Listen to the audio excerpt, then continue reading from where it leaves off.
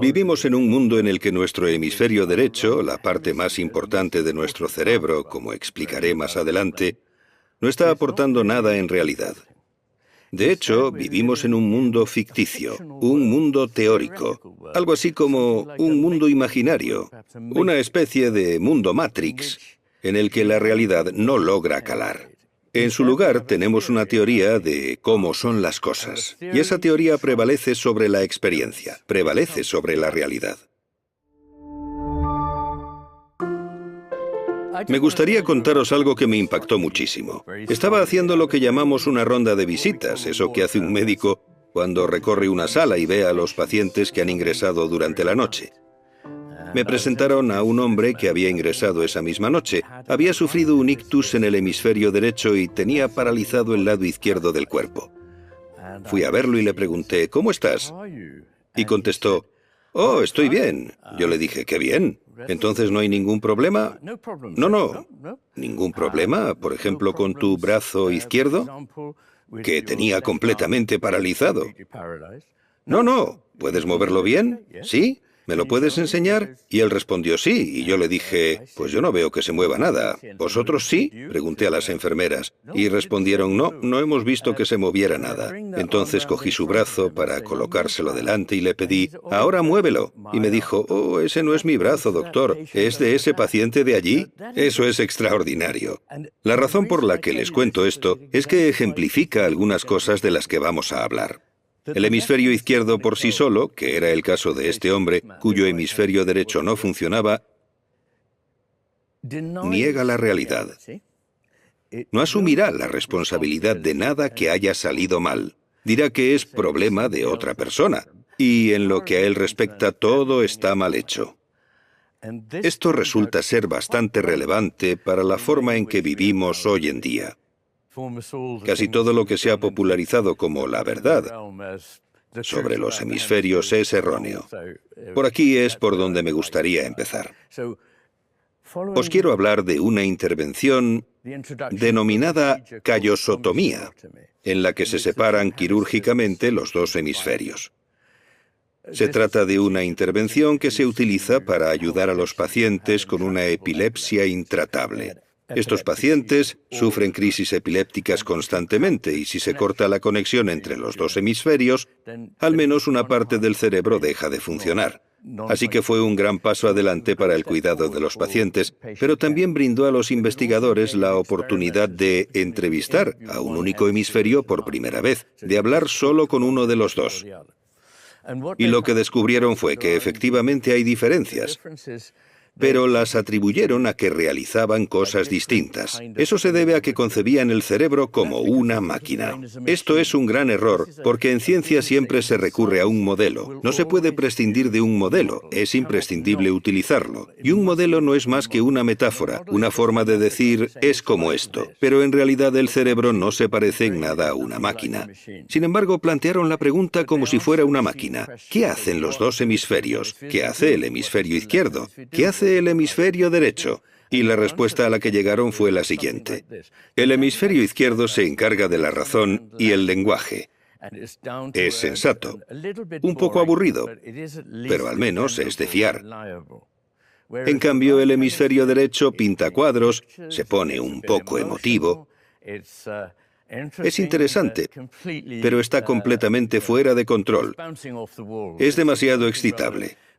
Ahora bien, todo esto es profundamente erróneo. De hecho, resulta que el hemisferio derecho es mucho más fiable que el izquierdo, y que el hemisferio izquierdo no está en absoluto carente de emociones.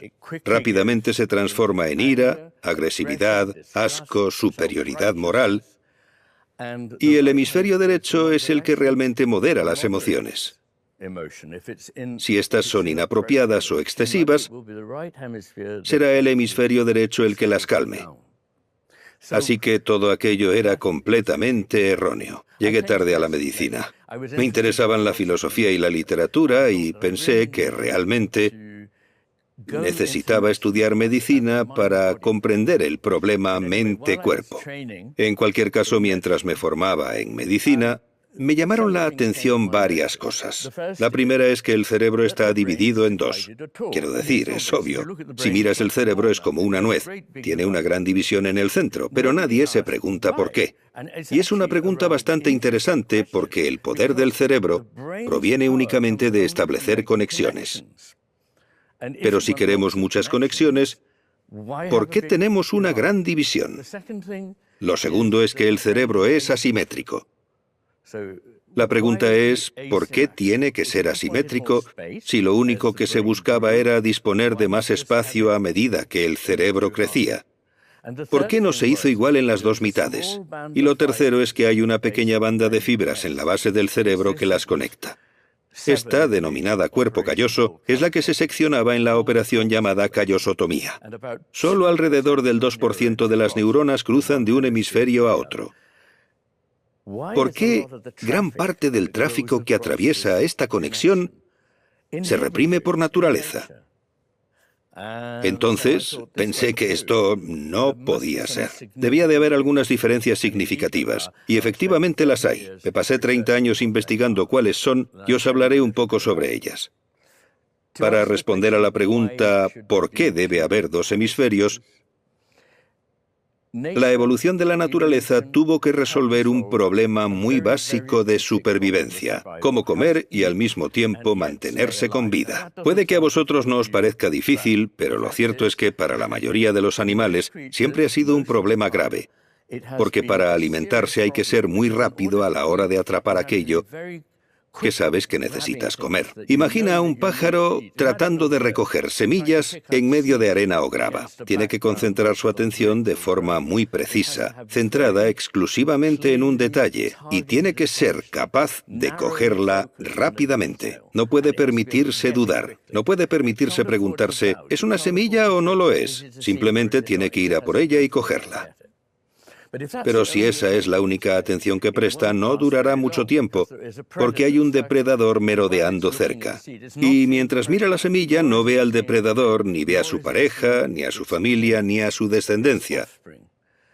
Por lo que tiene que utilizar al mismo tiempo un tipo de atención completamente diferente, que es amplia, abierta, sostenida, vigilante, atenta a todo, sin ninguna idea preconcebida de lo que pueda pasar. Y eso es muy difícil de lograr con un solo centro de conciencia, por lo que todas las criaturas que tienen cerebro cuentan con dos hemisferios. Uno debe prestar esa atención tan específica únicamente para lo que quiere agarrar y obtener, mientras que el otro puede comprender el panorama completo.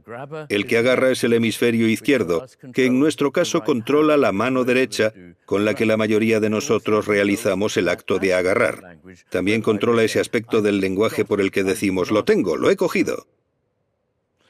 Estas son las diferencias importantes entre ambos. Puede parecer insignificante en sí mismo. De hecho, cuando oí hablar de ello por primera vez pensé, pues muy bien, tienen dos tipos de atención. Yo me había formado en la tradición cognitivista, en la ciencia cognitiva. ¿Y qué es la atención? Es una especie de función cognitiva. Pero espera un momento. La atención es algo fundacional para la experiencia. La forma en que prestas atención a algo cambia lo que descubres. Estos tipos de atención dan lugar a un mundo diferente. ¿Cómo son? El hemisferio izquierdo es el que se centra en un pequeño detalle y ve un mundo compuesto de detalles, de fragmentos, de pequeñas partes sacadas de contexto, sin sentido, fijas y desconectadas de todo lo demás.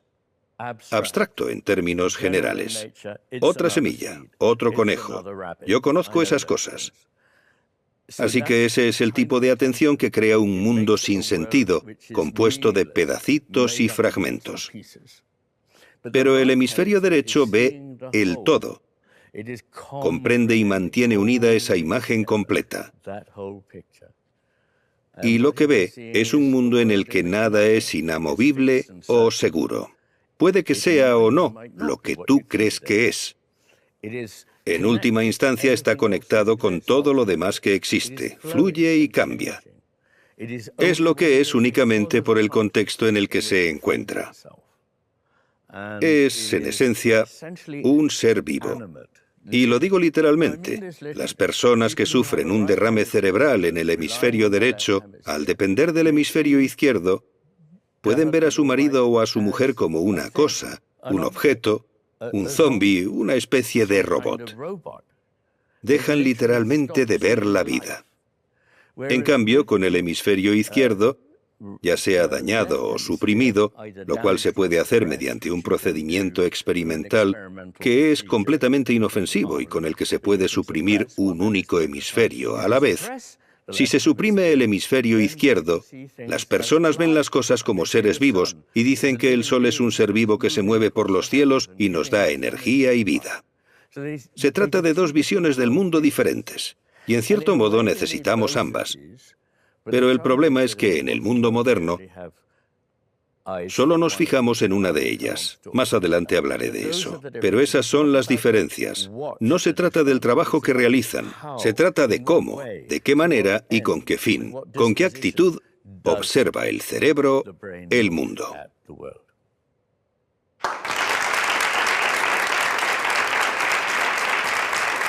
Gracias. Hola, Ian, encantada.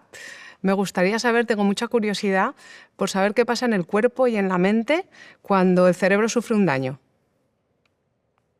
Efectivamente, si el hemisferio izquierdo sufre daños, se producen algunos efectos muy evidentes en la mayoría de las personas. Depende de dónde se produzca el daño y de cada persona. Pero en general, cuando las personas sufren daños en el hemisferio izquierdo, presentan dificultades para hablar o para comprender.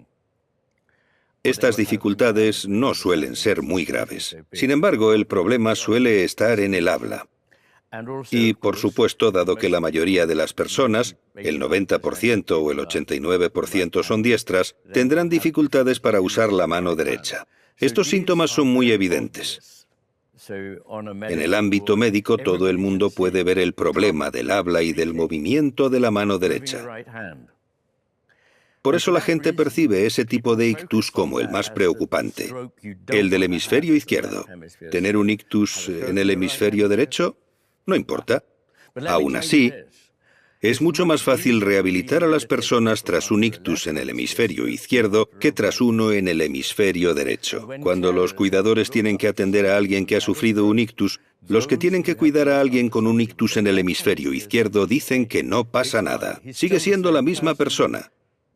Tiene algunas dificultades para escribir, pero se puede solucionar.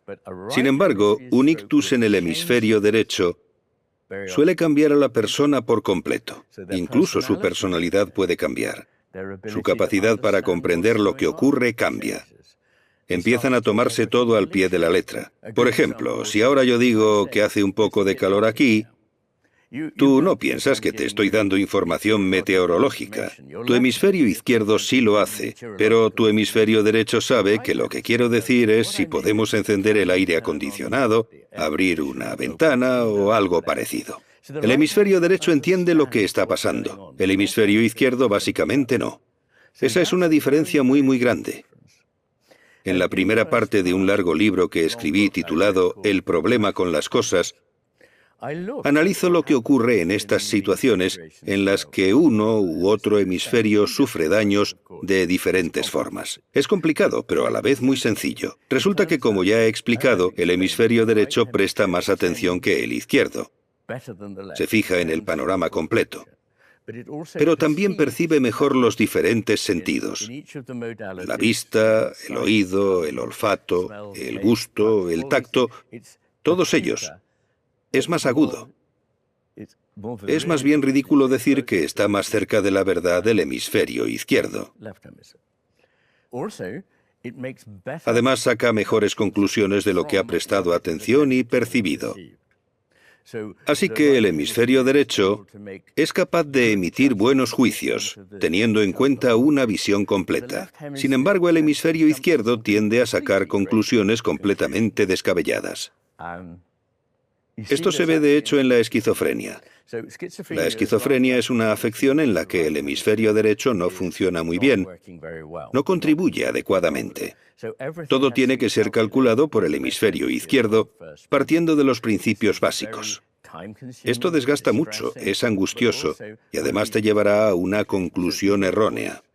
Oyes una voz y miras a tu alrededor. No hay nadie en la habitación, así que piensas, vale, no hay nadie en la habitación, pero estoy seguro de que hay una voz. Debe de estar entrando en la habitación a través de ese enchufe que está ahí en la pared. Es el único sitio por donde puede estar entrando. Los vecinos han conectado algo a este circuito eléctrico y me están enviando mensajes. Ahora bien, eso no es irracional. Es una locura, pero se ha deducido a partir de principios razonables. Todo lo que te diría que no puede ser cierto, tu intuición, tu imaginación, el resto de tu pensamiento, ha desaparecido. Y cuando las personas sufren un derrame cerebral en el hemisferio derecho, se vuelven un poco así. Se lo toman todo en serio, no captan la broma. No ven la creatividad, no entienden la poesía, no entienden la metáfora. Mirad, todas las cosas que realmente os importan en la vida están implícitas. ¿Por qué no las hacemos explícitas? Porque se destruirían por completo. Todas las cosas que realmente nos importan son así. El amor. Dices, imagina esta conversación. Amo a mi mujer, ella lo es todo para mí. Entonces esta persona que está trabajando con el hemisferio izquierdo dice, vale, ¿y qué significa ella?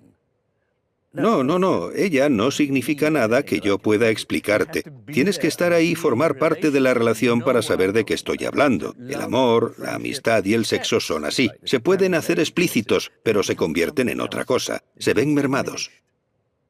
La poesía, la música sobre todo, no se pueden explicar ni hacer explícitas. La fe religiosa, los rituales, los mitos, los relatos. Todas estas cosas son muy importantes y el hemisferio derecho las comprende perfectamente. Si lo eliminas, el hemisferio izquierdo es como un ordenador que dice, he buscado todo esto en mi registro y no me cuadra. Estas son las diferencias que se producen cuando uno u otro hemisferio sufre daños. Hola, mi pregunta era, ¿por qué dos personas que viven la misma realidad pueden interpretarla de manera distinta? Es decir, ¿qué diferencias hay a nivel cerebral? Sí, es una buena pregunta y es difícil responderla de forma breve. Las personas son diferentes por sus genes, por su educación y por las cosas que les han sucedido. Ven el mundo de una manera diferente. Nuestra experiencia cambia nuestra forma de pensar. Pero además, creo que una de las cosas que me interesó al principio como psiquiatra fue que en cierto modo daba por sentado que la personalidad se debía en gran medida a algo que te hubiera sucedido. Por ejemplo, la timidez. Yo soy tímido. Hay muchas personas tímidas. ¿Por qué? Cuando piensas en algo relacionado con la infancia, resulta que estás completamente equivocado. La timidez tiene un fuerte componente genético. Las personas tímidas tienen padres tímidos. Y las personas que han vivido experiencias que uno podría pensar que las harían reservadas, a menudo no lo son en absoluto. Así que hay que replantearse cuáles son las diferencias. Gran parte de ello tiene una base genética. Depende de tus padres y de los padres de tus padres. Pero, por supuesto, la experiencia vital tiene un efecto. Algo que realmente me interesó es que durante un tiempo trabajé con niños y me di cuenta de que había niños que habían tenido experiencias realmente terribles. No voy a entrar en detalles, pero creedme, habían vivido experiencias terribles. Y, sin embargo, la mayoría de ellos eran fuertes. Se recuperaban rápidamente, seguían con sus vidas, y con un poco de ayuda y un poco de comprensión de lo que había pasado se encontraban bien. Pero había otros niños que tenían una familia maravillosa, que habían sido muy bien tratados y que de alguna manera estaban traumatizados. Me parece que la palabra trauma se utiliza en exceso. He conocido a pacientes que sin duda estaban traumatizados. Habían visto cómo torturaban a sus hijos delante de ellos. ¿Os lo imagináis? Eso sí que te deja un trauma. Pero sospecho que la mayor parte de lo que vivimos hoy en día no justifica el término trauma, a menos que queramos vaciarlo casi por completo de significado. Todos tenemos experiencias adversas, y esas experiencias nos ayudan a construir nuestras vidas. Si pensamos que nos van a destruir, lo harán. Si nos dicen que podemos superarlo y vivir con ello, lo haremos. Es increíble cómo la narrativa que nos transmiten cambia nuestra forma de reaccionar. Así que todas estas cosas influyen en cómo te tratan los demás, en lo que vives y de dónde vienes. El origen, desde el principio, importa. Tengo 3 hijos y estuve presente cuando nacieron, y puedo decirte que sus personalidades son todas diferentes. Sus personalidades se manifestaron en las primeras 24 horas de vida. Eran notablemente diferentes, y eso se mantuvo a medida que crecían. Así que las diferencias entre las personas tienen muchas causas. Pero una de ellas, obviamente, que nos preocupa, es lo que ocurre cuando uno de los hemisferios se ve afectado o dañado en cierta medida. Y por supuesto hay personas que no han sufrido un ictus, ni han tenido una lesión, ni nada por el estilo. Es el caso de las personas con autismo o trastornos del espectro autista. A menudo se comportan como si solo el hemisferio izquierdo les permitiera comprender las cosas, mientras que el hemisferio derecho no funciona. Por eso hay que enseñarles a interpretar las expresiones faciales. Hay que enseñarles a entender lo que alguien quiere decir con una determinada frase, a no tomarla al pie de la letra, sino a reflexionar sobre lo que esa persona está tratando de transmitir. Y, de hecho, la mayor parte de lo que transmitimos no es lo que un ordenador entendería si se limitara a tomar una transcripción de lo que decimos e intentara comprenderlo. Es mucho más que eso. Hay personas que tienen un desequilibrio innato entre los hemisferios. Debo aclarar que no creo que haya un único tipo de autismo. Hay más de un tipo de autismo. Hay personas autistas que tienen una gran capacidad lingüística. Y hay personas como Temple Grandin, una figura muy conocida y defensora de los derechos de las personas con autismo, que dijo que se quedó asombrada cuando escuchó que algunas personas pensaban en palabras, porque ella siempre había pensado en imágenes. Es interesante.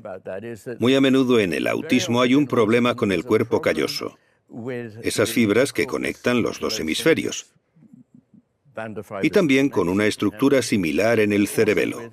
Se trata de la parte más antigua del cerebro, situada en la parte posterior, y que tiene una estructura central llamada vermis, que significa literalmente útero. Cuando hay un problema en esa estructura, las 2 mitades no se comunican entre sí de la forma habitual. Y esto a veces puede dar lugar a un don especial o desembocar en una discapacidad concreta. Así de simple. Hola, soy Isabel y quería preguntarle, desde un punto de vista científico, si es buena idea guiarse por las intuiciones. Vaya, esa es una pregunta realmente importante que encaja perfectamente con el punto en el que nos encontramos ahora. Es muy importante no descartar tus intuiciones. Muy importante. La intuición nos permite reunir 12 o 15 hilos de pensamiento, no de forma consciente, sino que son cosas que recordamos, que sabemos por experiencia, y permite que se integren en algo que nos guía hacia una respuesta. En cambio, cuando pensamos de forma explícita, en un momento dado solo podemos pensar en una cosa, en una línea de razonamiento, y luego pasamos a otra y así sucesivamente. Ahora bien, si recuerdas mi relato sobre el paciente con esquizofrenia, ese paciente había perdido por completo la intuición, Y esto sucede a menudo. Las personas con esquizofrenia simplemente carecen de intuición. No tienen lo que llamamos sentido común. Lo resuelven todo racionalmente. Hay un escritor inglés muy interesante, por cierto, de principios del siglo XX, llamado G.K. Chesterton, que dijo: «El loco no es alguien que ha perdido la razón, sino alguien que lo ha perdido todo menos la razón». En los últimos años se ha producido un ataque contra la intuición. La intuición puede efectivamente llevarte por mal camino, pero la razón también. Ya os he puesto un ejemplo. Y también la ciencia. La ciencia es muy importante, pero la ciencia puede llevarnos por mal camino. De hecho, en filosofía hay una corriente llamada inducción pesimista que sostiene que la ciencia se equivoca constantemente. Porque, claro, siempre está perfeccionando su conocimiento. Hubo un tiempo en que se pensaba que el universo era mecánico. Ahora, por supuesto, sabemos que no lo es. Así que no se puede confiar ciegamente en la ciencia, pero sería una tontería ignorarla. Yo me baso mucho en la ciencia para lo que digo. Así que respeto la ciencia, pero también sé que no puede responder a todas nuestras preguntas. En particular, no puede responder a aquellas preguntas cuyas respuestas queremos saber. Por ejemplo, ¿qué hago aquí en este mundo? ¿Qué es el cosmos? Estas no son preguntas que pueda responder, porque la ciencia parte de ciertos principios que excluyen cualquier debate sobre el propósito o el valor, y tiene derecho a hacerlo. Es muy útil para ciertos fines. Pero al fin y al cabo, lo que no puede hacer es decir que no ha encontrado ningún propósito o valor en el universo porque los descartó desde su nacimiento. La razón no puede explicarme por qué el quinteto en sol menor de Mozart cambió mi vida. Lo hizo. Pero la razón no puede entenderlo. Y no es irracional, es suprarracional. Y muchas cosas de la vida, lo que realmente importa es suprarracional, no irracional. Y yo digo, bueno, es como si te mostrara una ilusión óptica tan asombrosa que no te lo puedes creer. Incluyo una en mi libro. Se llama La ilusión del tablero de ajedrez. Y cuando la miras piensas que eso no puede ser cierto, pero lo es. Y creo que después de verla, nadie que yo conozca dijo, bueno, ya está. A partir de ahora nunca más voy a usar mis ojos. Sería ridículo. Y lo mismo ocurre con esos ejemplos tan ingeniosamente planteados en los que la intuición te lleva por mal camino. La razón por la que en esos tiempos la intuición te lleva por mal camino es porque la mayor parte del tiempo, el 99% de las veces, hace un muy buen trabajo. No existe ningún sistema que sea absolutamente infalible para todo. Pero sería una conclusión desastrosa decir que no deberíamos guiarnos por nuestra intuición. Nuestra intuición es lo que nos orienta en el mundo real. Y lo demás está bien para ir probando cosas cuando las cosas han salido mal. Si eres un cirujano, un piloto o un jugador de ajedrez bastante hábil, para alcanzar la excelencia tienes que pensar mucho. ¿Lo estoy haciendo bien? Déjame consultarlo. Tengo que hacerlo así. Pero cuando eres realmente bueno, es como ser un muy buen bailarín. No tienes que pensar en los pasos. De hecho, si piensas en los pasos, te conviertes en un mal bailarín. No puedes hacerlo. Debes haberlo interiorizado a un nivel en el que funcione de forma espontánea. Recordaréis a un piloto que aterrizó un avión en el río Hudson. Fue hace 8 o 10 años. Cuando después le preguntaron cómo lo hizo, dijo, no lo sé, simplemente lo hice. Y la mayoría de la gente es así. Los jugadores de ajedrez en realidad no calculan, tienen algo en la cabeza con diversas formas y simplemente ven cuál es el siguiente movimiento.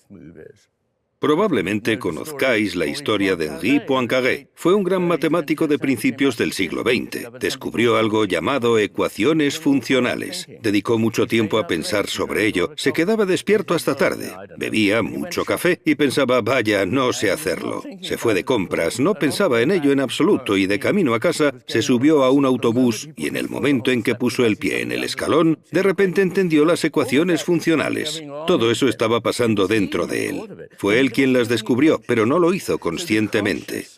Así que la parte consciente de nosotros es como un foco en un escenario. Si bajas las luces y hay un foco, Solo ves lo que está bajo el foco, pero todas las demás cosas del escenario no han desaparecido, siguen ahí. Lo que hacemos cuando nos limitamos a pensar de forma explícita es fijarnos únicamente en lo que está bajo el foco, y puede que eso no sea lo importante. Probablemente sepáis el chiste del hombre que busca algo en el suelo bajo una luz, y alguien se acerca y le dice, ¿qué ha pasado? He perdido las llaves. Vaya, ¿y dónde las has perdido? Por allí. ¿Y por qué las buscas aquí? Porque aquí es donde hay luz. El problema es que tendemos a centrarnos demasiado en lo que percibimos y no liberamos nuestra mente de forma ingeniosa, inteligente e imaginativa para explorar otros lugares. Por eso, nuestra intuición es muy, muy importante. Es bueno ser consciente de que puede llevarte por mal camino. También lo pueden hacer la razón, la ciencia y la imaginación. Esto ya lo sabían los grandes filósofos y poetas. Vieron que la imaginación era una facultad que te permitía ver las cosas de verdad por primera vez, no solo ver el esquema del hemisferio izquierdo, su teoría, su representación bidimensional, su mapa, sino ver lo que realmente estaba allí. Y esa es una experiencia poco común para nosotros ahora. Casi a la vez que experimentamos algo, el hemisferio izquierdo dice, ah, es esto, ya lo he visto antes, ya lo conozco, voy a encasillarlo en esa categoría. Pero de esta forma, la experiencia individual y única desaparece de repente. Y hay que practicar cómo volver a esa singularidad de la experiencia real.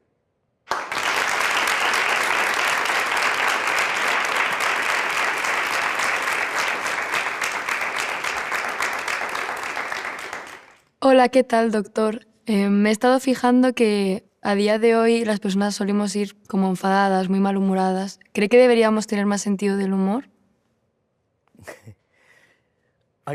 Creo que el sentido del humor es increíblemente importante. No podría sobrevivir si no fuera capaz de reírme de muchas cosas y compartir esa risa con los demás. Lo que nos une a mis amigos y a mí es que podemos reunirnos y reírnos juntos. Y no creo que eso sea algo menor. Creo que el humor es algo muy profundo. Es como la poesía. No sé si lo sabéis, pero soy amigo de John Cleese. Y a menudo le digo, John, vosotros los cómicos, los grandes cómicos, estáis a la altura de los poetas. Para mí, ilumináis las cosas, cambiáis la perspectiva, establecéis conexiones que nosotros no necesariamente habíamos hecho. Y lo bonito es que, al igual que la poesía, que también cambia la perspectiva, nos permite ver algo desconocido. Establece conexiones en las que no habíamos pensado. Devuelve la vitalidad a la vida. Así que, cuando veo que el humor se ve amenazado, creo que algo va mal. Y me temo que en nuestra sociedad actual, debido a que la gente se preocupa por no decir cosas inapropiadas u ofender a alguien, simplemente no se atreven a expresar algo divertido. Tenemos que volver a un mundo en el que no nos callemos las cosas por miedo a herir los sentimientos de alguien. No todo el humor tiene por qué herir los sentimientos de nadie. De hecho, hay varios cómicos que me gustan mucho y que no lo hacen. Uno de ellos es John, por ejemplo. Pero hay otros. El humor es una facultad que en el cerebro se encuentra muy cerca de la región frontal derecha, donde se procesa la poesía. Así que la poesía y el humor comparten estas cualidades. Y son facultades del hemisferio derecho, de la zona frontal derecha. Así que sí, creo que tenemos que redescubrirlo. Y su pérdida creo que es lamentable. ¿Por qué vivimos tan enfadados? Quiero hablar de nuestro mundo del hemisferio izquierdo. En ese mundo, las emociones que se encuentran más a flor de piel son la ira y la agresividad. Siempre se ha dicho que el hemisferio izquierdo es el que carece de emociones, pero resultaba fiable. Pero no es fiable, como ya he dicho.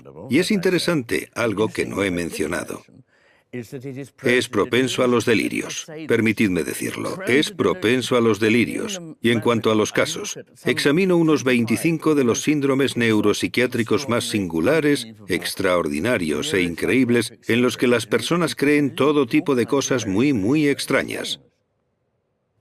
Y cuando se observa dónde se encuentra la lesión cerebral, en todos menos uno de estos 25 casos, o bien solo se encuentra en el hemisferio derecho o afecta en su gran mayoría al hemisferio derecho. En otras palabras, el problema es que el hemisferio derecho no funciona correctamente y el hemisferio izquierdo actúa por su cuenta. Cuando eso ocurre, nos lleva a la locura.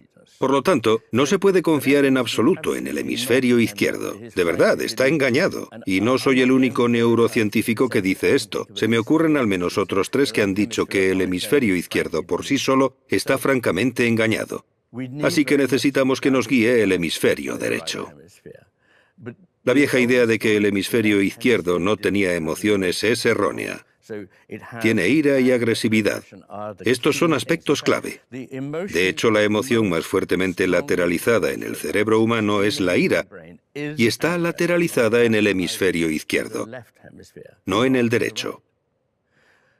El hemisferio izquierdo es muy bueno con las emociones superficiales, por lo que el asco, el sentimiento de desprecio, la ira, todas estas cosas se le dan muy bien, porque por supuesto él es fuerte. Nunca se equivoca, nunca se equivoca. Es el hemisferio derecho el que comete todos los errores según el hemisferio izquierdo. Pero recordad que es capaz incluso de negar una parálisis, y ahí está el problema. Así que sí, el hemisferio derecho alberga las emociones más profundas.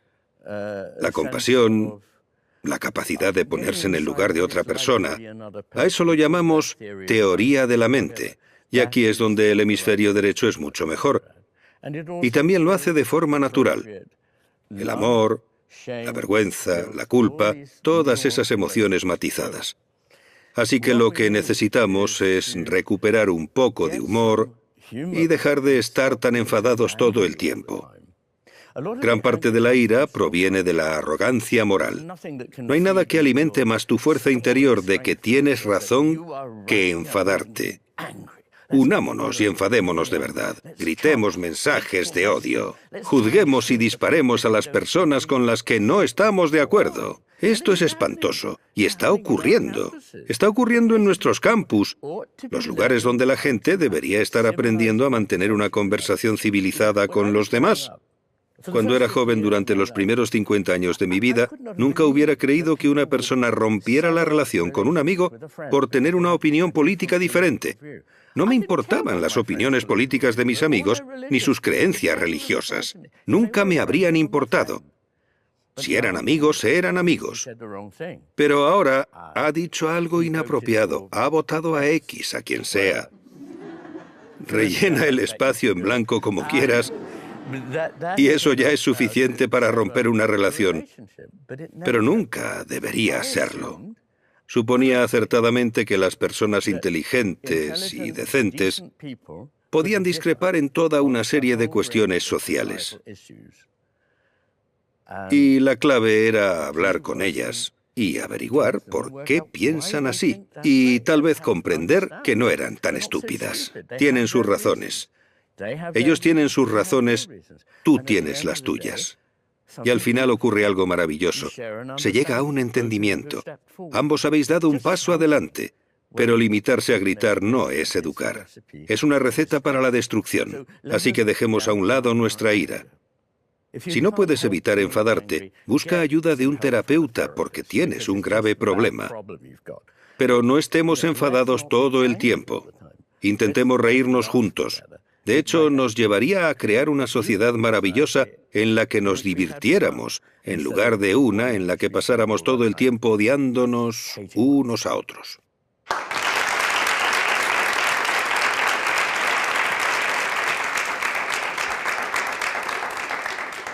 Hola, ¿qué tal? Mi nombre es Paula y me interesaría mucho saber, como psiquiatra, cuál es la mayor lección que te ha enseñado un paciente. Una de las cosas maravillosas de trabajar como psiquiatra es que nunca resulta aburrido.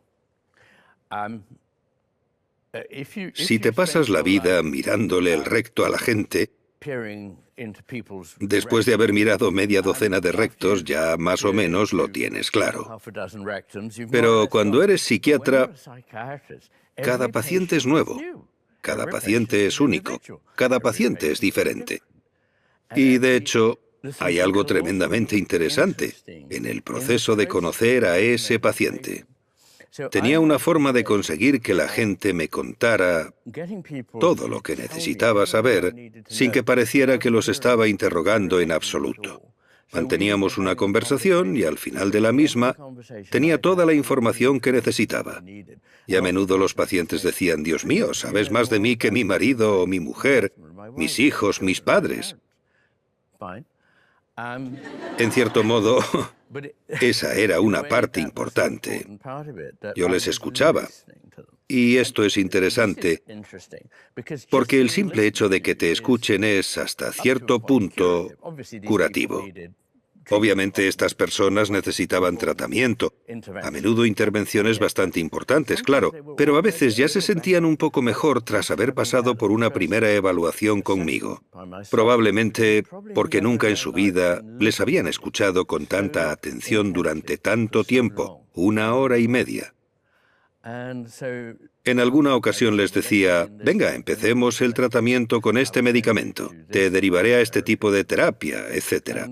Y concertaba una cita para volver a verlas en 1 semana. 1 semana no es tiempo suficiente para que ningún medicamento ni ningún programa de tratamiento surta efecto, por supuesto. Pero a menudo los veía y les preguntaba, ¿cómo estás? Estoy bien, de hecho estoy un poco mejor. Los problemas no se habían resuelto, pero el simple hecho de compartirlos era importante. Y en este proceso, no lo digo como el típico tópico profesional, realmente aprendí de mis pacientes. Fue fabuloso. ¿Y qué me enseñaron? Oh, tantas cosas.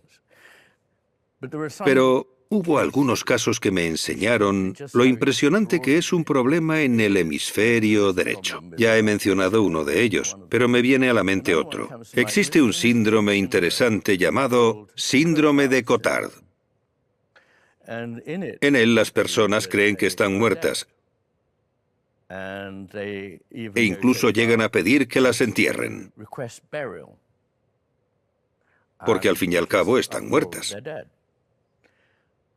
Tuve a una paciente así a mi cargo y necesitaba sacarle una muestra de sangre.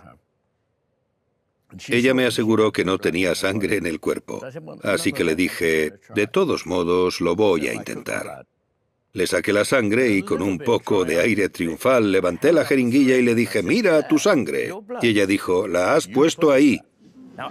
Pensé, esta es la fuerza de la negación del hemisferio izquierdo. No se le puede hacer cambiar de opinión. No modificará su punto de vista. Y por supuesto esa es una lección muy importante, porque creo que cualquier argumento que uno utilice para intentar demostrar algo a personas que se encuentran bajo el control casi hipnótico de esta forma de pensar materialista y reduccionista del hemisferio izquierdo, será contestado con un «tú lo has puesto ahí». Quiero decir, sus respuestas son siempre «niego esa evidencia». Y no puede ser. Algunos de ellos afirman ser científicos, pero en realidad no puedes hacer ciencia con ellos porque en la ciencia realmente se tiene en cuenta lo que la evidencia te muestra. Así que, Houston, tenemos un problema cuando tratamos con personas que están encerradas en un punto de vista del hemisferio izquierdo del que ni siquiera ante la evidencia más flagrante pueden salir. No hay forma de hacerles cambiar de opinión. Sin duda, esa fue una gran lección. He tratado a pacientes que sufrían una depresión muy profunda. Si alguno de vosotros ha estado deprimido, en el sentido al que me refiero, lo que se conoce como trastorno depresivo mayor, quizá tengáis una ligera idea de cómo es. No se trata solo de estar un poco de mal humor, como solemos decir. No es solo sentirse un poco hasta las narices de todo. No es estar en plan, menuda vida, vaya rollo, voy a volver a la cama. De eso es de lo que estamos hablando, sí. Pero lo que digo es que puede ser mucho más extremo. Recuerdo a una mujer que llevaba unas semanas sin dormir y que creía que ya estaba en el infierno. Incluso podía sentir el fuego y ver a los demonios. Como estaba tan deprimida y se negaba a tomar cualquier medicación, le administraron un tratamiento. Suena brutal, se llama TEC, terapia electroconvulsiva. Y hoy en día no es como en Alguien voló sobre el nido del cuco. Es un procedimiento muy civilizado. Al paciente se le administra anestesia durante 20 minutos. Se le aplica una descarga eléctrica y luego se le deja en recuperación. Y lo que eso me enseñó fue lo poderoso que puede ser este tratamiento. Algo dentro de mí decía, esto no le va a ir bien. Quiero decir, he visto que funciona y sabía que funcionaba. Pero siempre hay algo en mí que dice, este no puede ser un buen tratamiento. Pero madre mía, después de tan solo ese tratamiento, la paciente fue capaz de incorporarse en la cama, pudo hablar un poco y comer algo de sopa. Y tras un par de sesiones empezó a volver al mundo. Lo que quiero decir es que nunca hay que descartar los tratamientos. La gente no quiere tomar antidepresivos. Curiosamente dicen, oye, yo no tomo medicamentos. Y luego les he preguntado por su historial de consumo de drogas y las han probado. Sí, he tomado éxtasis y LSD y fumo marihuana y cosas por el estilo, pero no tomaría un medicamento que pudiera ayudarme. Y es una locura. Pero lo tienen como doctrina y está bien. Yo solía respetar los deseos de los pacientes. Cuando ellos decían, no quiero tomar medicación, yo les decía, está bien, te enviaré a grupos de apoyo. Iban a los grupos y al cabo de unas 6 semanas decían, los otros pacientes parecen mejorar más rápido que yo. ¿Puedo tomar un antidepresivo? Y se lo recetaba. Lo que esto me dice, en cierto modo, es que nunca debemos descartar una intervención si funciona, si es útil.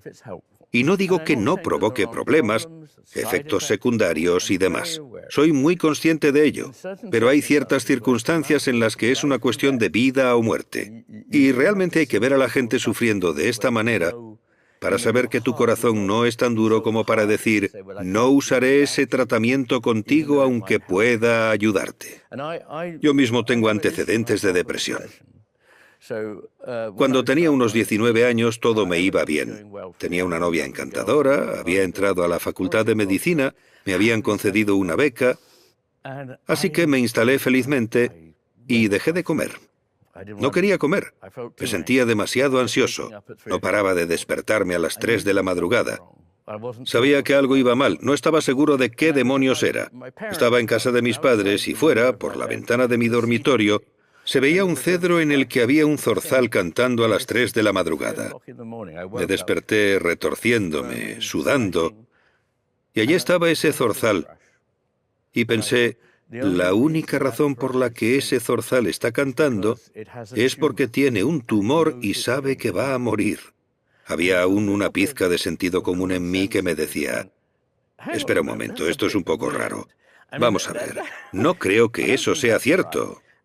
Fui al médico y me dijo, no voy a perder el tiempo enseñándote cómo usar el baño. Estás gravemente enfermo, necesitas medicación. Tómate estas pastillas. Me tomé las pastillas. Y 5 semanas y media después, recuerdo que era un martes por la mañana en Oxford, me desperté y dije, recuerdo este mundo. He estado en otro lugar. No había estado vivo. Había estado siguiendo el ritmo de la vida, pero en realidad no estaba viviendo. Y todo parecía diferente. No sabría decirte exactamente cómo, simplemente parecía un poco más ligero. Y volvía a parecer real. Así que las enfermedades mentales realmente alteran la realidad en la que vivimos y dañan a uno u otro hemisferio del cerebro. Hola Ian, soy Carlos Postigo y quería preguntarle si existe la verdad absoluta o nuestra verdad es una de muchas.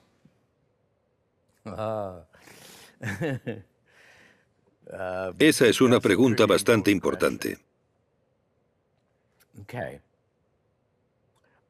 Yo intento evitar 2 posturas extremas.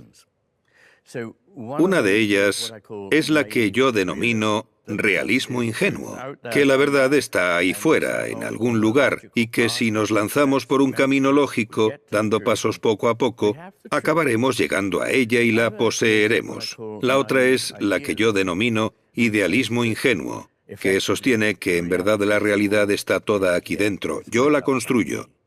No creo en ninguna de las dos. Creo que la verdad es un encuentro entre algo que está en mí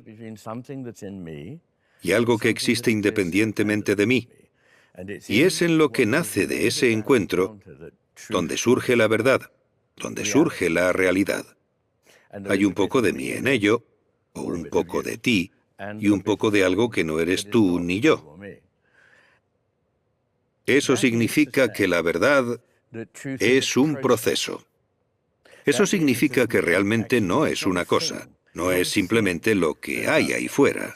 El título de mi libro más reciente, El problema con las cosas, es un juego de palabras con varios significados. El primero es algo en lo que todos estamos de acuerdo. Creo que hay algo que no va bien con las cosas, lo que significa que hay algo que falla. Y creo que ese algo incorrecto tiene que ver en parte con el hecho de que creemos que el mundo está compuesto por cosas. Yo creo que el mundo está compuesto de relaciones. Y de hecho creo que las relaciones preceden a las cosas que se relacionan. Es raro, ¿no? ¿Cómo puede haber relaciones antes de que haya cosas que relacionar? Bueno, la respuesta es que lo que llamamos cosas son lo que surgió de una red de conexiones. Hay una imagen preciosa en el Vedanta, la cosmología hindú, en la que hay un dios llamado Indra. E Indra viene a tender su red sobre el mundo. En cada punto de cruce de la red cuelga una joya. Y en cada joya se reflejan todas las demás. Esto me parece una forma fabulosa de concebir la realidad. La realidad son conexiones. Una red no es más que un montón de hilos, pero los puntos de cruce atraen nuestra atención y por eso destacan. Porque hay algo. Tengo las coordenadas en el mapa, puedo ver dónde está. Y a eso lo llamamos la cosa, pero en esa cosa está todo lo demás que está relacionado. Eso es muy importante porque las cosas nunca están aisladas, solo se convierten en lo que son gracias a su relación con todo lo demás. Así que veo el avance hacia la verdad como, por así decirlo, un viaje en el que con suerte, si conducimos bien nuestras vidas, nos acercamos a una especie de verdad. El cosmos es un proceso en el que las cosas se despliegan, pero también se repliegan y luego se despliegan de nuevo. Y eso lo encontramos en Goethe. Para mí, Goethe es uno de los pensadores más grandes de todos los tiempos. Y él dijo, dividir lo unido, unir lo dividido es toda la obra de la naturaleza. Dividir lo unido, unir lo dividido es toda la obra de la naturaleza. Y lo compara con la inspiración y la expiración, con la sístole y la diástole, los dos latidos del corazón, que son ambos necesarios, se alternan. Y en este proceso es cómo sigue la vida y cómo surge la creatividad. Así que, dado que el mundo es un mundo creativo y que está en constante devenir, no existe una única cosa fija y estática llamada verdad. Pero sí existe el estar equivocado y existe el estar menos equivocado. En griego la palabra para verdad es aletheia. Probablemente lo sepáis si conocéis la mitología griega sobre el río Leteo. Leteo significa olvidar, mientras que aletheia es no olvidar. Y esta fue una idea que recogió Heidegger. La verdad es un no olvidar. Así que no es que sepamos con certeza qué es, sino que intentamos no olvidar. Se eliminan las cosas que se interponen. Es como limpiar ventanas. Voy a contaros una anécdota divertida. Es una distracción, pero no importa. Di una conferencia en la Universidad de Oxford. No esperaba que me pagaran por ello. La impartí por Internet. Al terminar, me dijeron que querían pagarme una suma bastante generosa. Así que dije, bueno, vale. Y en los viejos tiempos lo que habría pasado es que alguien del Departamento de Finanzas habría extendido un cheque, lo habría enviado por correo 2 días después y yo habría recibido el dinero. Hecho. Pero no. Ahora vivimos en la era del progreso. Así que en su lugar tienes que tener una identidad, una contraseña y todo eso. Y tienes que entrar en una plataforma. Así es como la llaman. Me metí y vi que aquello era endiabladamente complicado. Me dijeron, no te preocupes, alguien te guiará en esto. Genial. Así que conocí a esa otra persona. La conocí por Internet. Y sí, él y yo nos pusimos manos a la obra con esto. Y después de 3 meses todavía no habíamos llegado a ninguna parte. Entonces me dijo, me temo que debo seguir con otros asuntos, pero no te preocupes, hay otra persona que vendrá a ayudarte. Así que vino esa otra persona y me ayudó, y con su ayuda pasé a la segunda plataforma. Son como etapas hacia el nirvana. Era como si me estuviera iluminando, pero estaba en el segundo nivel y me topé con un problema. Tenía que marcar una casilla que representara el servicio que había prestado a la Universidad de Oxford. Había 77 casillas que incluían catering, limpieza de ventanas y esas cosas. Pero no había ninguno para dar una clase, lo cual pensaba que era precisamente el objetivo que tiene una universidad. En fin, al final, tras 6 meses en este proceso, no pude hacerlo. Así que llamé al Departamento de Finanzas, al que conocen como el cofre de la universidad. Es un concepto medieval maravilloso, el cofre de la universidad. Veamos qué encontramos ahí dentro. En fin, descubrí que había una persona al otro lado de la línea. Eso no pasará en el futuro, pero pude hablar con una persona de verdad y le dije, ¿no es un poco complicado esto? Y me respondió, no me hagas hablar. Es la pesadilla de nuestras vidas, nos quita muchísimo tiempo. Y esto, por supuesto, es progreso. Así es como mejoramos, nos quitamos el tiempo unos a otros con trivialidades. Me paso la mitad de la vida dando vueltas en círculos por Internet. No me queda mucha vida. Prefiero hacer algo real. Pero vivimos en este mundo virtual en el que la teoría prevalece sobre la experiencia. Por eso os cuento esta historia. En fin, después de compadecernos mutuamente durante 10 minutos, le dije, ¿y qué hago? Y ella dijo, marca cualquier casilla y te pagaremos. Así que elegí la limpieza de ventanas. Porque sentí que espiritual y metafísicamente eso es lo que había estado haciendo. El camino a la verdad es la limpieza de ventanas o aletheia, el no olvidar. Y esto es sumamente creativo. A veces digo, ¿cómo hizo Miguel Ángel su David? ¿Hizo primero un brazo y luego el torso y la cabeza? Para nada. Describamos lo que hizo. Bueno, moldeó una piedra. Simplemente moldeó piedras blancas durante varios años. Eso es todo lo que hizo. Y al final, lo revelado, lo que no estaba oculto, fue el David.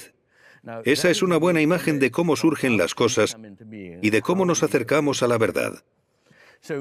Así que para concluir mi respuesta, no hay una única verdad, pero, y esto es muy, muy importante, esto no significa que todo valga, como solemos decir. Eso no significa que puedas inventarte tu propia verdad, que yo pueda inventar mi propia verdad.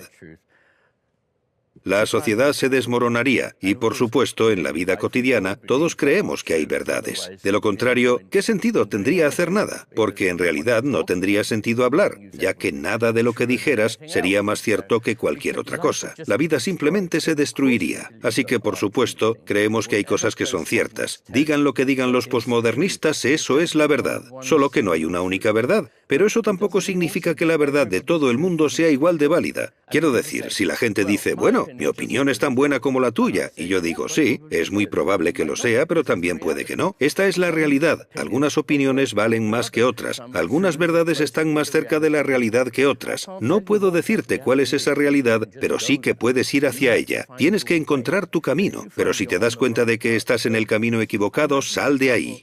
Imaginaos un barco atrapado en el hielo, ¿vale? La gente sale del barco para ver si pueden encontrar algo. Están desesperados. Quizá un animal que puedan matar para comer.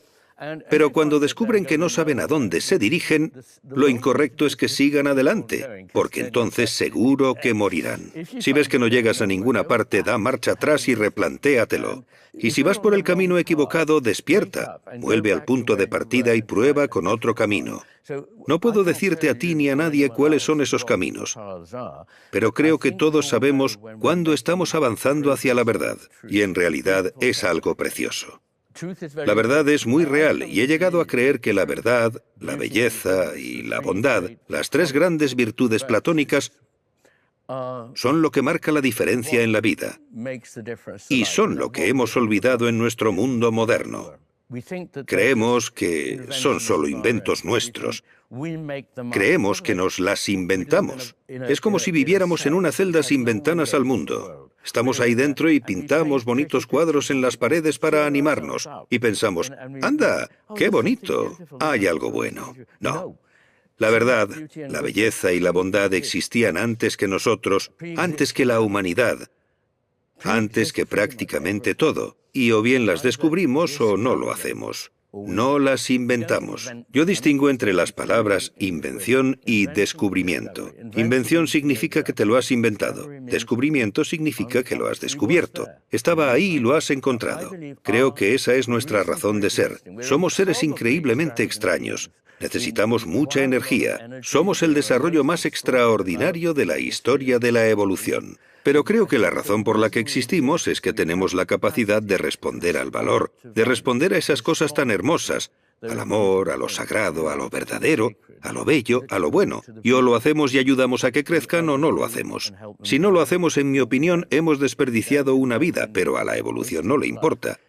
Hay mucha gente, puedes desperdiciar tu vida, pero si realmente quieres tener una vida plena, entonces tienes que responder a los valores y a los propósitos. Estos no son inventos, son verdaderamente la vida.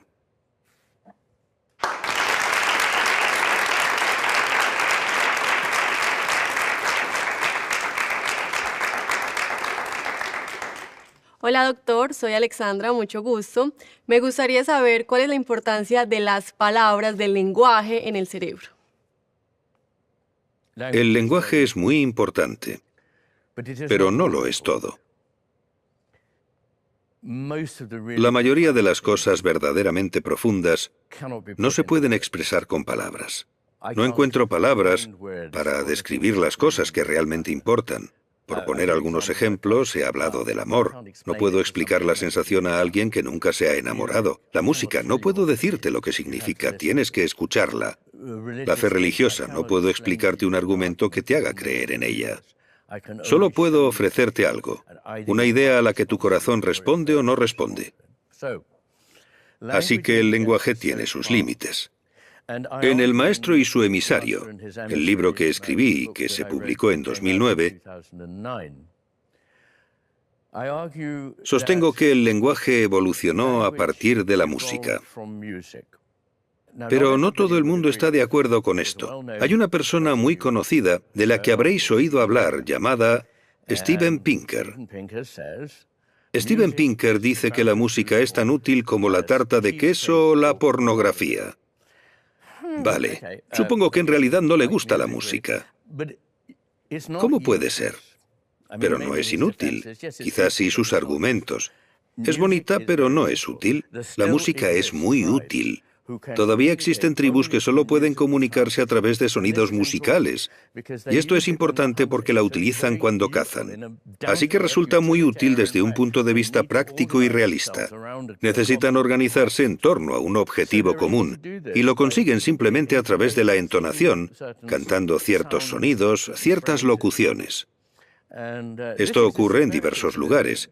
Y estoy pensando especialmente en una tribu de la cuenca del Amazonas. Hay un neurocientífico turco muy bueno llamado Onil Günther, que, como sabréis, vive en Alemania. Pues cuando vuelve a su lugar de origen, su gente vive en las montañas, él puede comunicarse con ellos a través de la distancia, a través de los valles, gracias a la música. Ahora bien, la música es donde empezamos. Así que cuando comienza la vida, por supuesto, no tenemos lenguaje. En su lugar emitimos sonidos. Nuestras madres emiten sonidos y no necesitan aprender a hacerlo. Es algo totalmente instintivo. Cuando nace el bebé, la madre dice: "Oh, precioso, sí, muy bien". Y todo eso. Es realmente muy importante, porque es el germen de la razón, de la lógica, de la comunicación entre ambos. Y mientras el bebé está en el útero, escucha la voz de la madre. Por ejemplo, sabemos que si la madre lee un cuento en voz alta durante el tercer trimestre del embarazo, cuando nace el bebé, aunque obviamente aún no hable, preferirá escuchar ese cuento en concreto porque ya reconoce los sonidos. Así que todo empieza en la música del habla. ¿Y sabéis qué? El hemisferio derecho entiende la entonación. El hemisferio izquierdo no. Ignora la entonación. Ahora escuchad. La entonación marca una gran diferencia. Así que puedo decir sí, o puedo decir sí. Puedo decir sí, o puedo decir sí. Todas estas expresiones tienen un significado diferente. La entonación es una parte muy importante del significado. Así que en un principio, cuando la gente vivía en grupos pequeños, existía algo llamado el número de Dunbar, del que supongo que habréis oído hablar. Se refiere al número de personas a partir del cual una comunidad tiene que funcionar de otra manera. Creo que ronda entre 120 y 150. Pero en torno a ese nivel, si una comunidad no es pequeña, básicamente todo el mundo se conoce y sabe en quién confiar y demás. Cuando supera ese número, de alguna manera, el hemisferio izquierdo tiene que empezar a intervenir y hacer trabajo de abstracción. Vivimos en un mundo en el que nos comunicamos con personas que nunca hemos conocido. No sabemos nada de ellas ni ellas de nosotros. Sucede cuando la gente se reúne para hablar de otras personas que no están presentes, o de esa tarea en la que tenemos que cosechar ese campo, o lo que sea. Es cuando empezamos a tener ideas sobre las cosas, y ahí es donde necesitamos el lenguaje, y el lenguaje consiste en símbolos que representan cosas. Por lo tanto, ya está un escalón por debajo de la realidad. También supone un paso hacia el hemisferio izquierdo, donde un símbolo de algo sustituye a la cosa real. El símbolo es siempre muy, muy simple, y la cosa real de la que es símbolo es compleja. Así que gran parte de la profundidad del significado es eliminada inicialmente por el lenguaje. La poesía puede volver a recomponerla, y la poesía es una forma especial en la que el lenguaje puede utilizarse para socavar al lenguaje. De alguna manera te sacude. De modo que tu comprensión inicial del lenguaje tiene que dar paso a una comprensión más rica y profunda. El lenguaje puede utilizarse, sirve para una comprensión profunda, pero solo mediante una especie de subterfugio, en la práctica mediante la poesía o el ritual. La única forma en que podemos hablar de lo divino, de lo sagrado, no es en términos directos. San Agustín dijo: si comprendes a Dios, no es a Dios a quien has comprendido. Las primeras palabras del Dao de Jing, el gran texto chino sobre el Dao, comienzan así: el Dao que puede nombrarse no es el verdadero Dao. Esta es una verdad universal sobre lo divino y lo sagrado. Está más allá del lenguaje, se encuentra en otro ámbito distinto al del lenguaje. El lenguaje está diseñado para lo cotidiano. Y Nietzsche dijo: las palabras hacen común lo inusual. Por ejemplo, imagina que me pides que describa a una amiga. Yo te digo: tengo una amiga fabulosa, quiero que la conozcas. ¿Y cómo es ella? Bueno, es así de alta, es rubia, estudia química, ¿qué más puedo decirte? Empiezo a hacer afirmaciones muy generales. Y lo que no digo sobre ella, el mito de las aexetias en latín, lo que es único, su cualidad, es algo que no puedo expresar con palabras. Solo tienes que conocerla. El lenguaje es útil en su contexto porque así es como surgió. Y en cierta medida, está muy arraigado en el hemisferio izquierdo. Pero lo que la gente entendía mal en el mundo antiguo es que el hemisferio izquierdo es lingüístico y el derecho no. Eso es erróneo. De hecho, el hemisferio derecho posee un lenguaje bastante sofisticado, pero no lo utilizará mientras el hemisferio izquierdo esté funcionando. Así que hay dos estrategias para la rehabilitación de alguien que ha perdido el lenguaje. Puedes intentar que los centros del habla del hemisferio izquierdo o alguna zona bastante cercana a ellos empiecen a producir el habla, o puedes hacer exactamente lo contrario.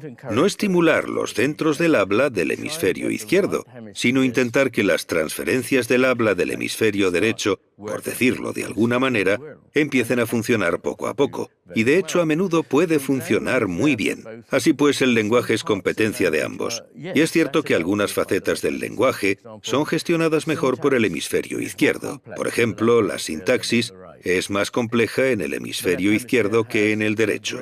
El hemisferio izquierdo tiene un vocabulario semántico más amplio que el derecho, aunque el derecho tiene palabras incluso para conceptos abstractos y para algunas ideas bastante complicadas. Y quizá te interese saber que los cuadernos de Niels Bohr, a quien a menudo se le considera fundador de la mecánica cuántica, no contenían fórmulas ni palabras, solo dibujos e imágenes. Hola, doctor. Muchas gracias por venir. Me llamo Sharon y soy estudiante de psicología en la Universidad Complutense de Madrid. Y le quería preguntar, ¿qué cree que nos ha convertido en la especie más dominante del planeta? ¿Nuestra forma de pensar o nuestra forma de sentir? Bueno, sin duda la aparición del lenguaje fue parte de ello. El lenguaje supone un gran paso adelante para el hemisferio izquierdo, ese que ansía el poder. Existen diferentes niveles de valor. Dejadme contaros algo. Admiro especialmente a un filósofo alemán llamado Max Schiller. Él se dio cuenta de que existía una jerarquía de valores, y en el nivel más básico estaban el poder y la utilidad práctica. Esto es lo que el hemisferio izquierdo hace muy bien: agarrar, conseguir, manipular, crear y cambiar el mundo mediante la manipulación. Pero por encima de eso hay un nivel que él llamó la fe de Leben y que comprende los valores de la vida. Estos incluyen cosas como la generosidad, la bondad, la fidelidad, la magnanimidad y sus opuestos. Y luego, por encima de eso, estaba el nivel de esos ideales platónicos de bondad, belleza y verdad, que significa lo santo, lo sagrado.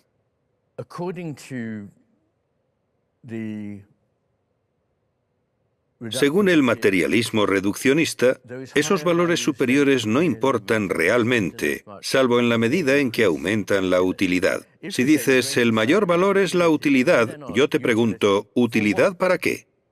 Y entonces tienes que responder, bueno, ¿utilidad por el simple hecho de ser útil? Eso no funciona. ¿Utilidad para...? Entonces tienes que empezar a pensar si es bueno, cierto y hermoso.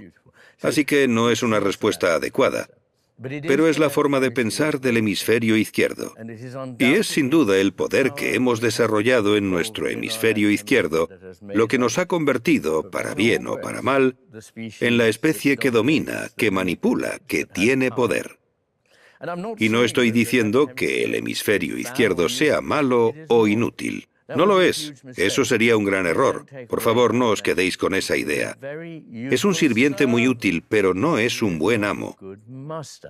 De hecho, el propio Einstein dijo lo siguiente: la razón es un sirviente muy útil y la imaginación es un don precioso. Vivimos en un mundo que ha olvidado el don y, en cambio, está adorando al sirviente. Eso es lo que hay detrás del título de mi anterior libro, el amo y su emisario, sobre los dos hemisferios. Y la mayoría de la gente da por sentado que el amo es el hemisferio izquierdo y el emisario, el sirviente, es el hemisferio derecho. Pero de hecho es exactamente al revés. Es el hemisferio izquierdo el que quiere que creas que es el maestro, porque sabe mucho menos, pero cree que lo sabe todo. He conocido a gente así. No tienen ni idea y por eso creen que lo saben todo. Solo alguien que sabe muy poco cree que lo sabe todo, porque, como comprenderéis, cuanto más sabes, más te das cuenta de lo poco que sabes. Así que el hemisferio izquierdo tiene esa creencia fatal de que lo tiene todo bajo control. Y se altera mucho si siente que no tiene el control. En una sociedad dominada por el hemisferio izquierdo, el control se convertiría en un gran problema. Habría cámaras de CCTV en cada esquina, y habría formas de acceder a tu correo electrónico y a tus pensamientos privados, y de vigilarte lo que publicas, tus redes sociales. Así todo estaría cuidadosamente calibrado y controlado. Este es el hemisferio izquierdo, este mundo. Y sí, nos ha dado poder. Pero, ¿de qué sirve ese poder si destruye todo lo valioso del mundo? Destruye a gran escala, posiblemente a través del colapso de lo que llamamos el medio ambiente. No me gusta esa palabra. Me gusta más naturaleza.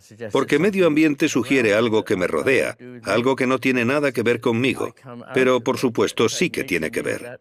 Yo provengo de la naturaleza. De hecho, naturaleza significa lo que están haciendo. Yo provengo de la naturaleza y vuelvo a ella. Somos parte de la naturaleza. La naturaleza está en nosotros de todos modos. El colapso de la naturaleza puede depender de las dos formas en las que la IA puede ser utilizada, ya que sería capaz de provocar un colapso terrible de la sociedad y la civilización. En cualquier caso, podría llegar a ese nivel. Pero lo que parece que no entendemos es que el poder no es un objetivo útil en nuestras vidas.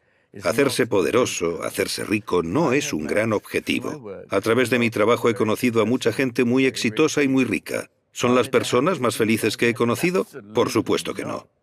De hecho, es casi imposible que sean felices por muchos coches que tengan. Y de ahí la parábola de Jesús que dice que es más difícil que un rico entre en el reino de los cielos a que un camello pase por el ojo de una aguja. Así que ahí tenemos ese problema. Pero además, veréis, esto es realmente importante. Todas las cosas que realmente nos importan implican una restricción de nuestra libertad. Creo que deberíamos ser tan libres políticamente como coherentes para nuestra sociedad. No hay ningún argumento para controlar a los individuos de la sociedad más allá de lo necesario para mantener una sociedad coherente. Pero las cosas que realmente valoramos implican una especie de restricción, implican trabajo duro, implican autodisciplina, implican negarnos todos los deseos que tenemos para poder seguir algo que tiene un valor mucho mayor. Estas cosas se nos revelan a través de lo que parece ser una cierta resistencia. Y si nos deshiciéramos de toda esa resistencia, nuestra vida carecería por completo de propósito, forma o significado. Esas cosas surgen a través de un cierto grado de restricción. Pero sí, creo que es nuestro lenguaje el que ha ayudado efectivamente al hemisferio izquierdo a tomar el control del mundo, a tomar el control de todo lo que solía ser relativamente espontáneo, orgánico en el sentido de que no era mecánico, libre, y lo ha convertido en algo que está ahí para que lo agarremos, lo retengamos y lo utilicemos. Hola, profesor. Mi nombre es Juan. Me gustaría hacerle una pregunta. En medio de tanto ruido, ¿es posible el diálogo?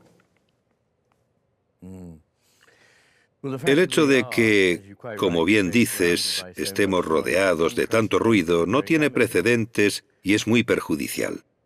Creemos que cuando no pasa nada, literalmente no pasa nada. Pero en realidad todo está sucediendo en ese espacio.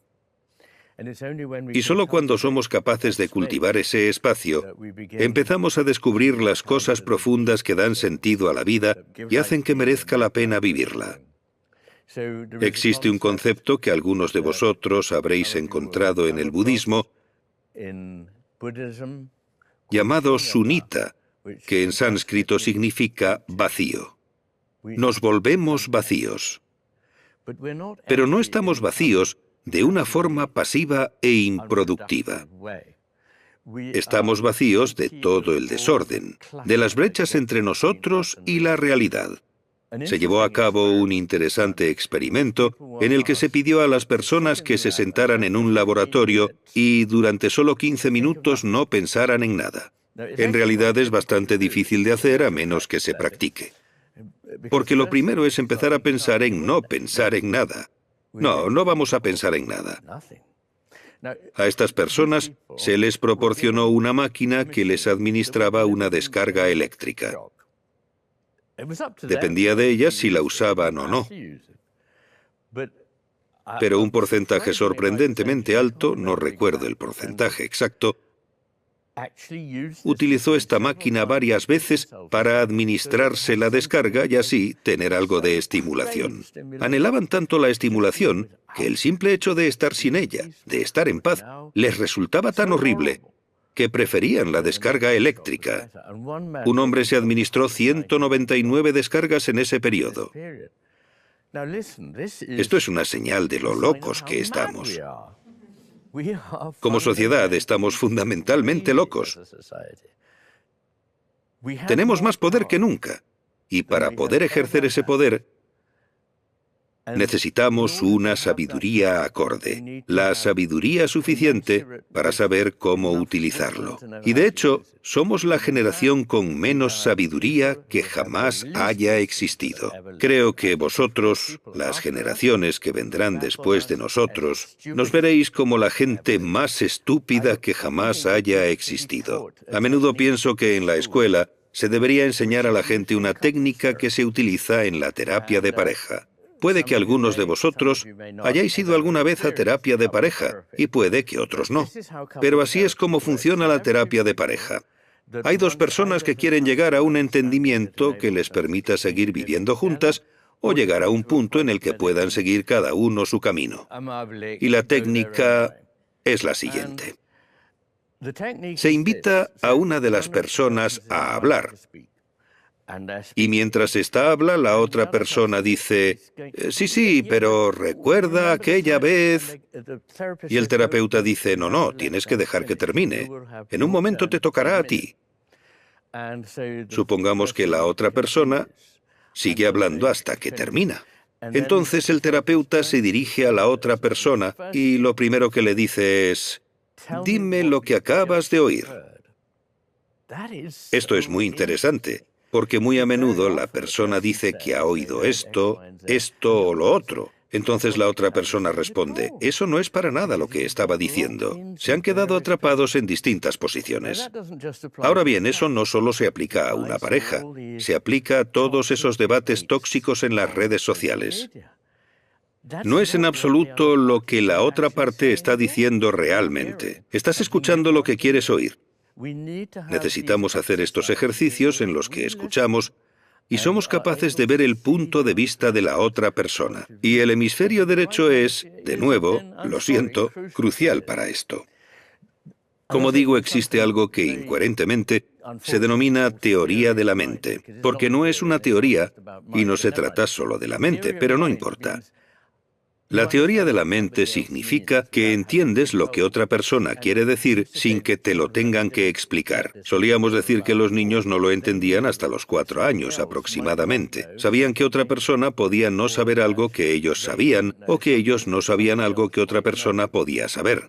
Ahora conocemos que esto ocurre mucho antes de esa edad y que los animales también lo tienen. Se decía que ellos no lo tenían. Pero, por ejemplo, una ardilla enterrará nueces si sabe que la están observando. Las enterrará, esperará a que el observador se vaya, las desenterrará y las pondrá en otro lugar. Así que ya es capaz de aplicar la teoría de la mente. Y esa teoría de la mente tiene 2 vertientes. En el hemisferio izquierdo es como, apuesto a que él no entiende esto, así que puedo manipularlo. Se llama maquiavelismo. Mientras que en el hemisferio derecho, la teoría de la mente consiste en ponerse en el lugar de esa persona. Sin esa capacidad, somos crueles. Lo necesitamos si queremos ser la sociedad que deseamos, empática, no cruel, y en la que se escuche a las personas. Eso no se consigue callando a la gente, eso es un error. Se consigue enseñando a la gente a ser más amable. Y así, cuando siento dolor, lo siento en ambos hemisferios, por supuesto. Pero cuando siento tu dolor, lo siento en mi hemisferio derecho. Así que necesitamos cultivar estas técnicas. También creo, para ser sincero, que deberíamos enseñar a la gente a mediar. Para que sepas cómo sentarte con dos personas y decir, ¿podemos lograr entendimiento entre vosotros? Y todo el mundo necesita hacer esto porque sucede constantemente en la vida. No deberías tener que acudir a alguien que sea mediador para saber cómo mediar. Así que aprender a escuchar, aprender a ver otro punto de vista, aprender a estar en silencio y aprender a prestar atención de forma activa es muy, muy importante.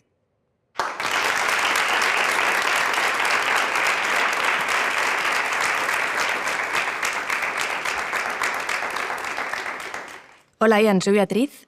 En los últimos años hemos visto un gran cambio en la sociedad a la hora de pensar y actuar. ¿Hacia dónde crees que vamos como civilización? Bueno, hoy mi bola de cristal no funciona. Quienes predicen el futuro suelen acabar haciendo el ridículo. Así que no lo sé. Y eso me da esperanza, porque creo que hay momentos en la sociedad en los que las cosas parecen ir muy mal. Y sin embargo hay algo a la vuelta de la esquina que provoca un cambio que no se había previsto. Todo eso es muy positivo. He de decir que la situación en la que nos encontramos también da lugar a sentimientos de dolor y desánimo. Pero sí creo que hay un futuro para nosotros.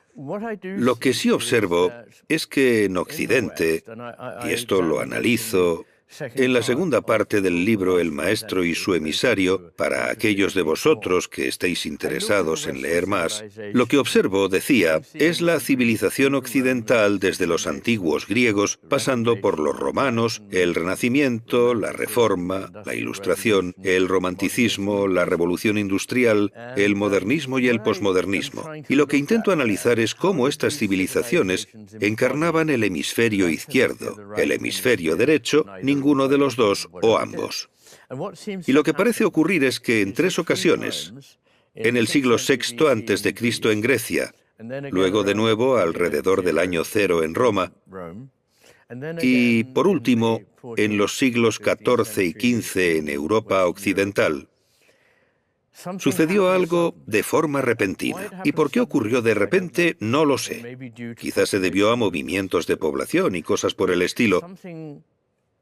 Pero las cosas están muy tranquilas y de repente ocurre algo, y es electrizante porque todo florece. Así nace una tragedia y una poesía maravillosas. Hay música. Hay un gran avance en nuestras ideas sobre cómo gobernar una sociedad, en la cartografía de las estrellas, en la elaboración de leyes. Así ocurre en todo tipo de ámbitos, científicos, técnicos, artísticos. Y esto se prolonga durante unos 100 años, quizá incluso más.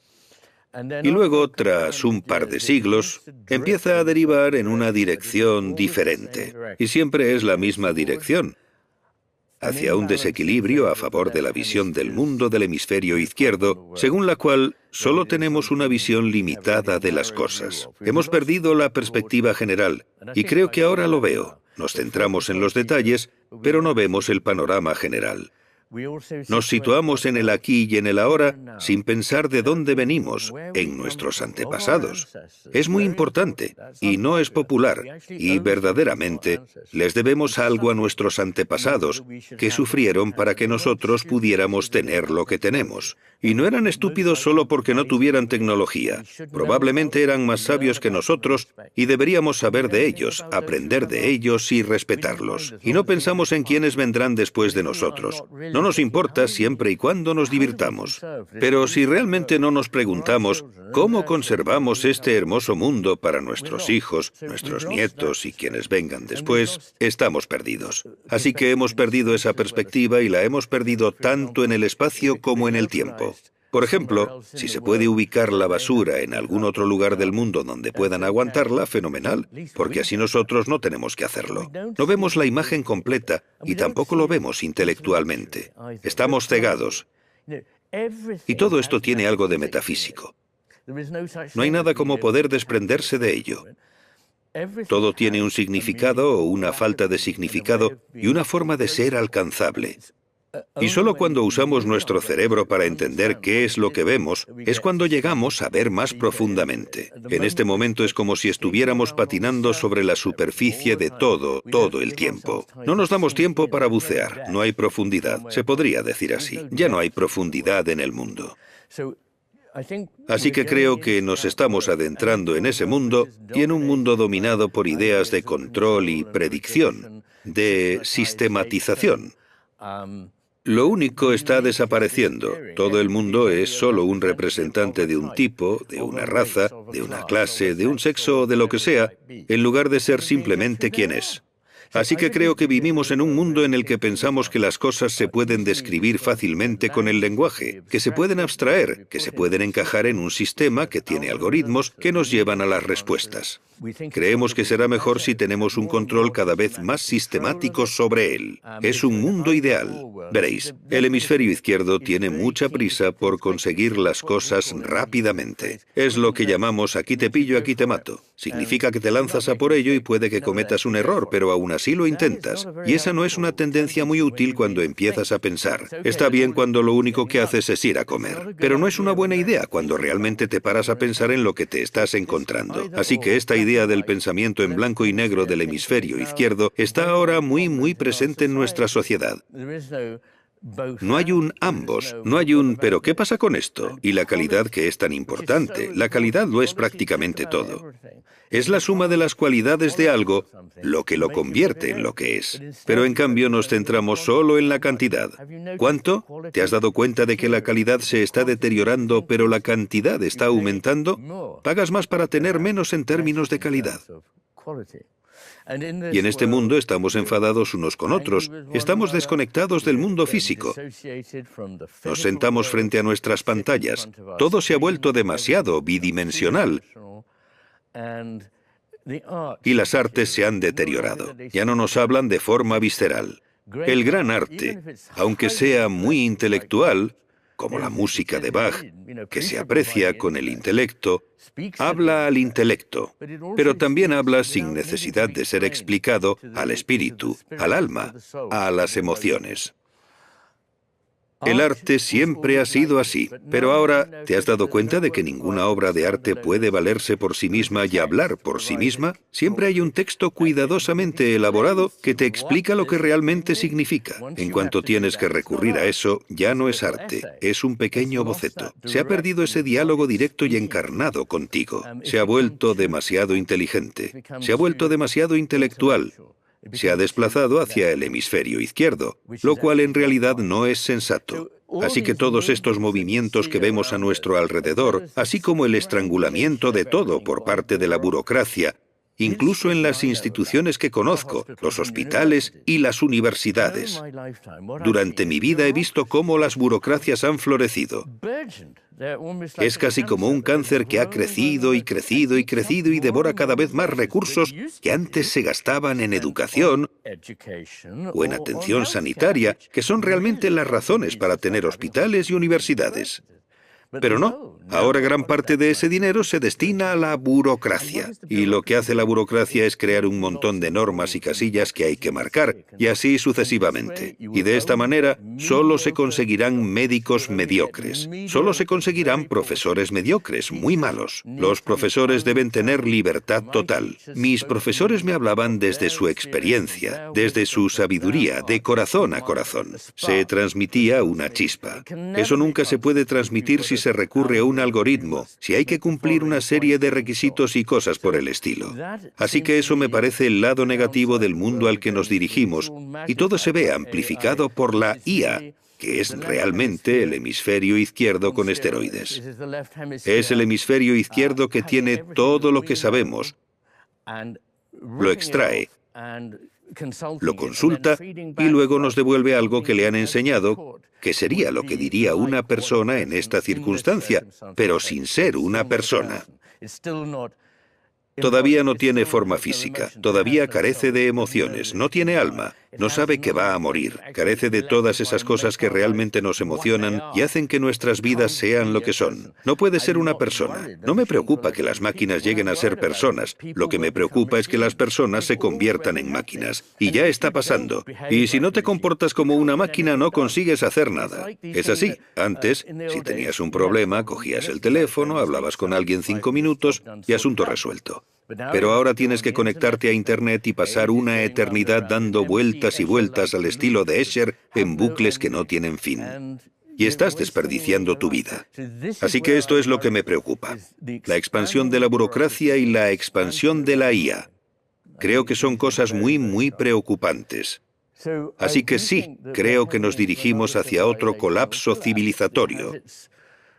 Y estas civilizaciones nunca duran para siempre. Es cierto que tienen sus momentos de colapso, pero lo que quizá podamos hacer por primera vez es darnos cuenta de que esto es lo que está pasando y tomar medidas para evitarlo. Este es el mejor de los casos. Creo que las civilizaciones no son eternas, pero creo que esta civilización es a la vez más precaria que cualquier otra que se me ocurra del pasado. Y sin embargo, más capaz de salir del atolladero. Y parte de eso es, creo, ser capaces de entender qué es el hemisferio y la teoría del hemisferio, como yo la llamo, que tiene una base muy sólida en la ciencia práctica, y que es lo que nos puede ayudar a ver. Ahora bien, si logramos crear conciencia, y que sea una conciencia de que la solución está por llegar, seremos capaces de sobrevivir si es que hay una solución. Así que la gente suele decir, en la práctica, vamos, en la práctica, ¿qué hacemos? Y yo respondo, bueno, vale, se puede. Me refiero a que podemos hablar de temas como la educación. Yo digo que se puede replantear la educación de forma drástica. Hemos descartado las humanidades porque hay algo tremendamente importante llamado STEM. Pero STEM no es educación. No está mal, no es malo. La gente necesita este conocimiento. Pero es solo conocimiento técnico, no es educación. Y la educación es enseñarte a pensar de forma diferente. Es cómo pensar críticamente, cómo ser consciente de todo tipo de posibilidades, cómo conectar con el gran drama, la gran poesía, con la historia, con las ideas filosóficas, y entonces las cosas cobran vida. Ahora me temo que el aula es un lugar muy lúgubre que se centra en asimilar información. Y la información no es nada por sí sola, sin un grado de comprensión. Y la comprensión es muy importante. La comprensión es un proceso en el que entre diversas ideas y entre diversas personas llegamos a algo sin limitarnos a seguir una trayectoria lineal. Entonces, ¿cómo logramos esto y cómo avanzamos? Así que digo, bueno, hay 3 niveles, y el que parece más importante es el menos importante, y el que parece menos importante es el más importante. Así que empecemos por el más importante, el que todos conocéis. Debemos unirnos a Greenpeace. Debemos formar parte de un movimiento o algo similar. Y no estoy diciendo que estas cosas no funcionen. Lo único es que, diría yo, el historial de estas misiones globales no ha sido hasta ahora muy impresionante. Puede que haya logrado algo, pero en realidad nunca va a salvarnos. Así que ese es el número 1. ¿Cuál es el número 2? El número 2 es, creo, mucho más útil y ya está empezando. Y estoy vagamente relacionado con varios ejemplos de esto que consisten en crear pequeñas comunidades que sirven de modelo de algo que necesitaremos en el futuro si la civilización se derrumba en gran medida, pero la humanidad sobrevive. Será algo parecido a los monasterios de la Edad Media que, como es bien sabido, mantuvieron las cosas en marcha. Y serán pequeñas comunidades las que vivan juntas, confíen unas en otras, compartan sus vidas, se cuiden y se apoyen mutuamente. Vivirán en contacto con la tierra, cultivarán sus propios alimentos, rezarán juntas y en general formarán una sociedad tal y como debe entenderse.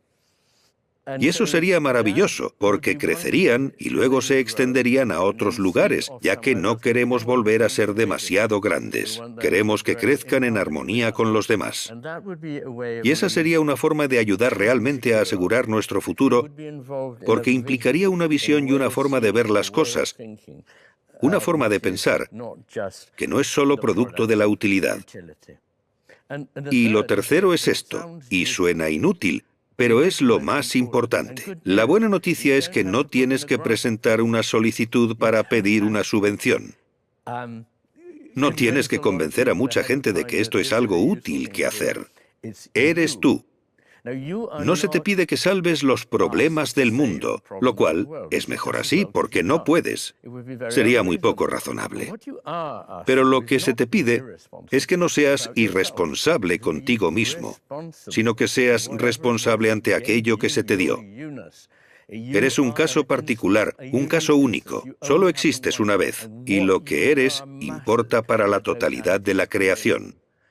Sí, está bien que puedas influir en la gente, pero al final lo que importa es quién eres. Y puedes trabajar en ello a partir de ahora mismo. No tienes que hacer nada más. Puedes empezar a pensar de otra manera, a aprender a meditar. Y soy partidario de rezar. No me da vergüenza decirlo. Creo que es una experiencia muy rica e importante, y solo las personas que no saben lo que significa rezar lo negarían. Así que aprender a meditar, aprender a rezar, volver a pasar tiempo en la naturaleza, cultivar las cosas que antes te daban placer, pero que han sido expulsadas de tu vida. Disfruta de momentos tranquilos con la música, por el amor de Dios. No la utilices como simple fondo para otra cosa. No es un mero complemento entretenido. Es en lo que deberías centrarte. Lo mismo ocurre con la poesía y todas esas cosas que dan vida. Vuelve a incorporarlas a tu vida y déjate llevar por el corazón. Y no digas, tengo que hacer esto o lo otro.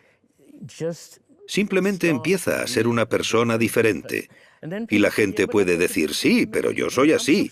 Soy algo pequeño y el mundo es tan grande, y además el mundo es solo una cosita en el vasto universo. Pero eso es ridículo. Esa es la forma de pensar del hemisferio izquierdo, que lo que importa es el tamaño, pero no es así. Y si dices, bueno, en términos prácticos sí importa, porque tenemos que difundir esto por todo el mundo, solo ayudarás a difundirlo cuando la gente cambie su corazón y su mente. Y ese pequeño grupo de personas, tal vez solo el 2% de la población, si lo hacen, si lo encarnan en sus vidas, si lo expresan con sus bocas, formarán parte de un proceso.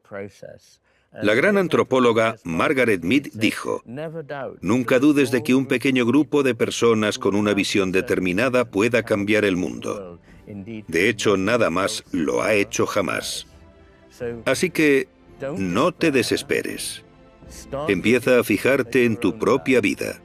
Empieza a promover en el mundo que te rodea una visión diferente, más cercana a la del hemisferio derecho, en la que las cosas son ricas y están vivas, y no empobrecidas o muertas.